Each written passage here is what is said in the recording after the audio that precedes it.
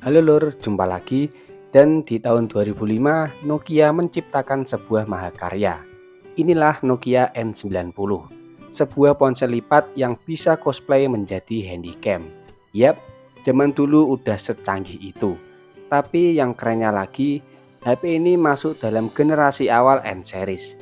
Dan Nokia N90 menjadi ponsel pertama Nokia yang bekerja sama dengan Zeiss, sekaligus mengawali perjalanan hebat antara Nokia dan Zeiss. Buat harga barunya mencapai 7 juta lebih, bahkan kabarnya bisa mencapai 10 juta. Harga itu tergantung tempatnya, beda negara beda pula harganya. Masih banyak yang hebat dari ponsel ini, tapi sebelum itu kita kelilingi desainnya dulu ya. Bagian depan terdapat tulisan Car Zeiss Optik, 2 megapiksel autofocus, logo Nokia dan layar eksternal. Sisi kanan ada tombol shutter kamera, navigasi joystick, slot memori yang jenisnya masih RSDV MMC. Jadi sama kayak Nokia N70 kemarin yang kita bahas ya. Lalu di sisi kiri ada penutup yang isinya port khusus untuk Nokia, biasanya untuk mengkoneksikan ke komputer ataupun headset. Kemudian ada kamera dan LED flash. Sisi atas terdapat tombol power, lubang speaker, untuk bawahnya ada mikrofon dan lubang tali gantungan. Di belakangnya ada logo Nokia plus pengunci tutup baterai.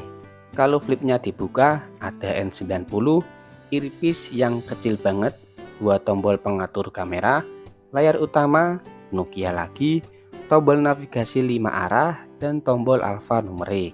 Untuk spesifikasinya, jaringannya sudah 3G, memiliki Bluetooth versi 1.2, layar luarnya berukuran 1,4 inci, TFT LCD 65.000 warna. Layar utama berukuran 2,1 inci, TFT LCD 256.000 warna dengan resolusi 352 x 416 piksel. Menggunakan sistem operasi Symbian 8.1A S60V2. Chipsetnya menggunakan TIOMAP 1710 single core 220 MHz, RAM-nya 48 MB, internalnya 31 MB, ada slot memori tambahan, mono speaker, baterai BL5B dengan kapasitas 760 mAh. Dari semua seri camcorder Nokia, Nokia N90 memiliki layar eksternal paling luas, mencapai 1,4 inci. Makin luas, makin bagus. Selain fungsinya menampilkan pesan masuk, panggilan tak terjawab, hingga yang lain-lain, layar ini bisa membantu kita untuk menampilkan foto biasa ataupun foto selfie. Caranya tinggal memutar kameranya ke depan ataupun ke belakang, dan gunakan tombol shutter kamera untuk mengambil foto. Cara seperti ini efektif ketika kita tidak ingin kehilangan sebuah momen ya, dan lebih praktis ketimbang harus buka flipnya yang terkesan merepotkan. Masih ngomongin soal layar, di layar utama HP ini memiliki kerapatan piksel mencapai 259 ppi, yang dianggap sebagai layar Nokia paling tajam pada saat itu, dan menjadi yang tertinggi bersama Nokia N80, E60, dan E70 selama 4 tahun, sebelum dikalahkan oleh Nokia N900 pada tahun 2009. Dari pembahasan layar saja kita sudah tahu kalau Nokia zaman dulu produknya emang ngeri-ngeri. Dari pertama kali pegang, aura HP mahal langsung berasa, solid, kokoh, dan begitu mempesona. Seolah HP ini memang diciptakan untuk tampil memukau, tidak luntur oleh zaman, dan pastinya dicari banyak orang. Perpaduan polikarbonat dan metal menjadikan ponsel ini tergolong berat, mencapai 173 gram. Tapi itu sebanding dengan apa yang kita dapatkan dari HP ini. Nokia N90 mengusung desain lipat, seperti ponsel pada umumnya. Tapi desain ini menyimpan sebuah keunikan.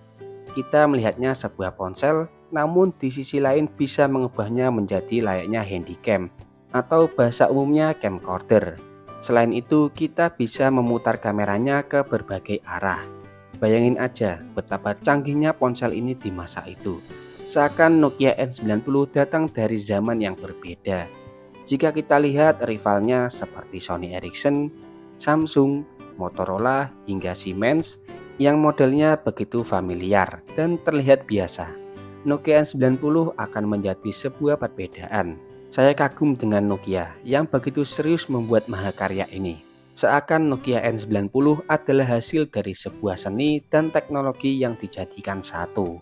Sama seperti Nokia N70, HP ini menggunakan sistem operasi Symbian 8.1A S60V2. Tapi perbedaannya adalah kalau di N70 ada aplikasi pemutar musik, di N90 ini malah nggak ada. Mau nggak mau harus putar file musik dari galeri ya, yang kesannya kurang nyaman. Dan ini menjadi salah satu kekurangan dari N90. Kalau dari segi tampilan menunya mirip-mirip, bahkan ukuran layar hingga chipsetnya pun sama dengan Nokia N70. Berbicara soal musik, nggak ada yang wah dari HP ini. Nggak punya aplikasi pemutar musik, fiturnya dikit, hingga speakernya masih mono. Memang speaker HP ini tergolong kencang, tapi kalau soal bass, detail, clarity tetap berasa kurang. Dan semakin tinggi volume, suaranya berasa pecah.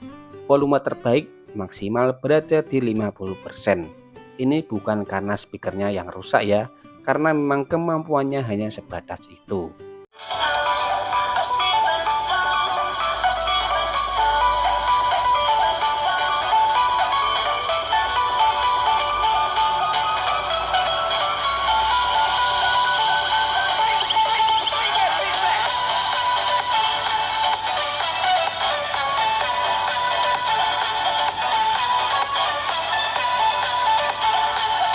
Main game di Nokia N90 cukup nyaman. Tombol-tombol yang lebar dan besar memberikan pengalaman main game yang lebih baik lagi.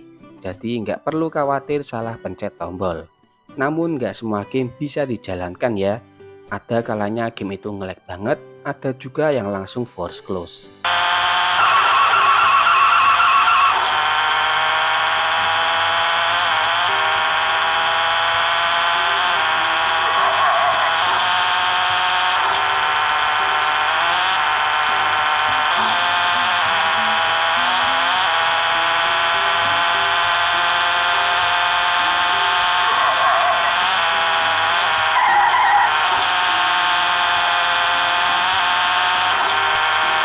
Fitur yang paling diunggulkan dari N90 adalah kameranya. Berkekuatan 2 megapiksel, punya autofocus, LED flash, dan duet mode dengan car chase. Ditambah bisa 20 kali digital zoom. Sungguh fitur yang mewah pada masa itu. Walaupun kamera adalah menu utamanya, justru fiturnya terbilang biasa aja. Misalnya hanya bisa mengatur skin, LED flash, mengatur cahaya, exposure, dan nada warna. Tidak ada ISO, garis grid, dan lain sebagainya. Ya sesuai lah pada masa itu. Buat yang penasaran hasil jepretannya, berikut adalah hasil foto dari Nokia N90.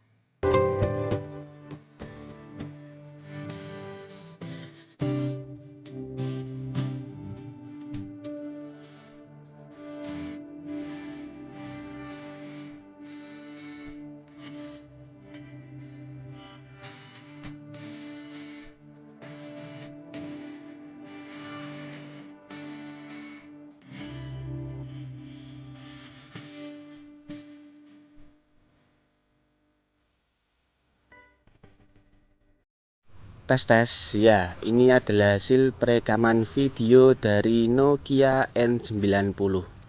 Menariknya dia formatnya bukan di 3GP ya, tapi bisa di MP4. Nah, bagus sih. Ya namanya ponsel handycam harusnya lebih keren lah ya.